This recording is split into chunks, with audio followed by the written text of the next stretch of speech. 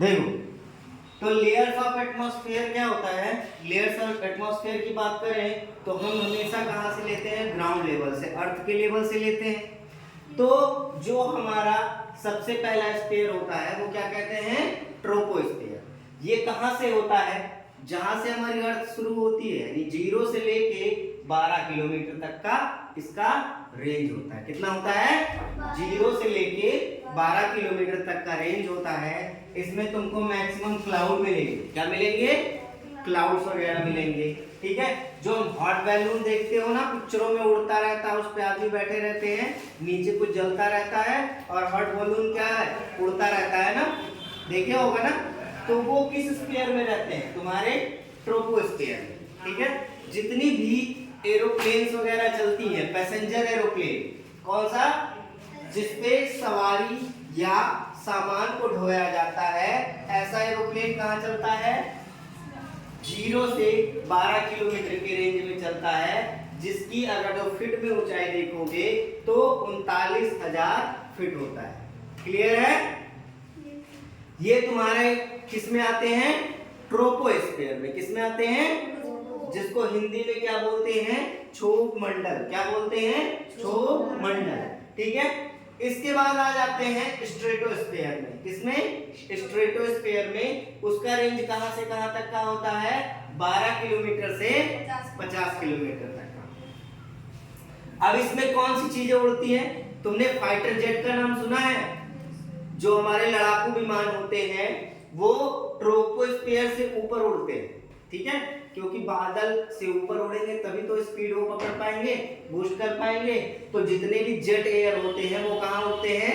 लड़ाकू विमान वो स्ट्रेटोस्फीयर में उड़ते हैं, जिसको हम हिंदी में समतापमंडल कहते हैं, या उसमें वेदर बैलून। वेदर बैलून मतलब क्या होता है? तुमने देखा होगा तरह तरह के लोग जो है क्या करते हैं?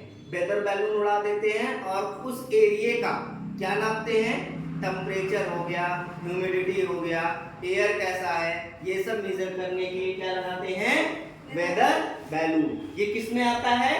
स्ट्रेटोस्फीयर में। इसका रेंज क्या होता है? 12 किलोमीटर से 50 किलोमीटर तक। यानी अगर हम फीट में लेते हैं तो 39,000 फीट से लेके 1,64,000 फीट तक होता है। क्लियर हो गया?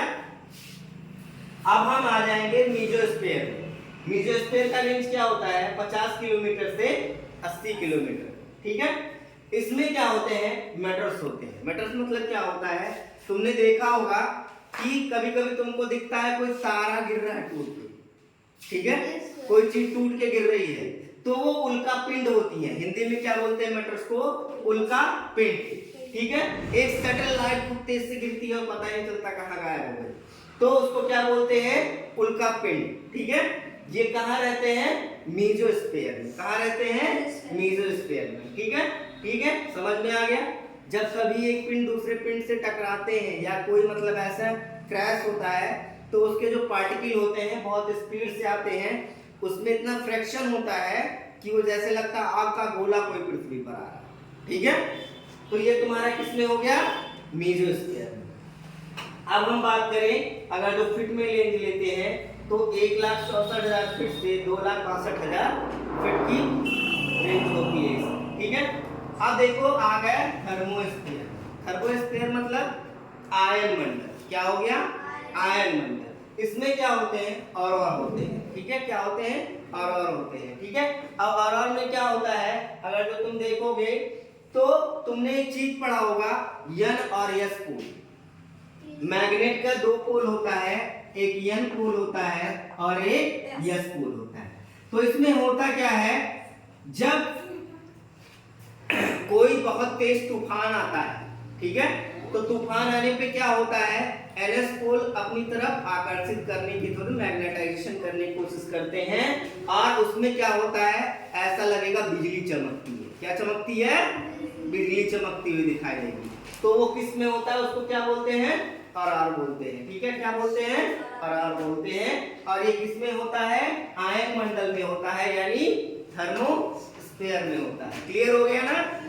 अब देखो इससे ऊपर चले जाओ, यानी 700 किलोमीटर से लेके अगर जो हम 10,000 किलोमीटर का रेंज लेंगे तो वो क्या होगा, एक्सोस्फीयर। क्या होगा, एक्सोस्फीयर। इसको ब्रह्ममंडल बोलते हैं। क्या बोलते हैं, ब्रह्ममंडल बोलते हैं। ठीक है। और इसमें क्या होते हैं, जितने तुम्हारे सैटेलाइट होते हैं, स्पेस स्टेशन होते हैं, वो सब कहाँ होते हैं, एक्सोस्फीयर में होते हैं। कहाँ होते हैं, एक्सोस्फीयर में होते हैं। तो जितनी भी तुम्हारी सैटेलाइट वगैरह होती है, जैसे हम कहीं का भी कुछ भी कैप्चर करना है तो किससे कैप्चर करते हैं, सैटेलाइट से करते हैं ना।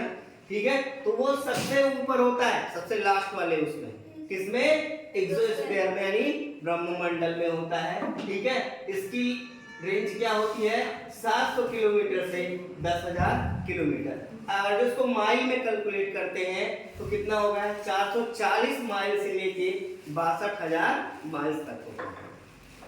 क्लियर हो गया, क्लियर रहेगा, पक्का। अब देखो 1 किलोमीटर में अगर जो मैं ऐसे रेंज ले लें, 1 किलोमीटर में होता है 3280 समथिंग किलोमीटर के फीट के करीब होता है। ठीक है। यानी 3280 फीट के करीब होता है। ठीक। इसी तरीके से अगर जो माइल में कैलकुलेट करोगे तो 1 किलोमीटर में 0.6213 के करीब होता है। ठीक है, माइल्स। क्लियर हो गया ना। तो सबसे नीचे कौन सा होता है, ट्रोपोस्फीयर होता है। उसके ऊपर कौन सा होता है, स्ट्रेटोस्फीयर होता है। उसके ऊपर कौन सा होता है, मेसोस्फीयर होता है। इसके ऊपर कौन सा होता है, थर्मोस्फीयर होता है। और सबसे लास्ट क्या होता है, एक्सोस्फीयर। ये सब क्या होते हैं, लेयर्स ऑफ एटमॉस्फेयर। जो तुम वायुमंडल की बात करते हो ना, वो सारी चीजें जो आकाश में हमको दिखती रहती हैं। अब ये आसानी से दिख जाता है, ये भी कुछ कुछ दिखता है, ये सब बिल्कुल नहीं दिखते। ठीक है, क्योंकि इसकी ऊंचाई बहुत ऊपर हो जाती है। ठीक है, याद रहेगा।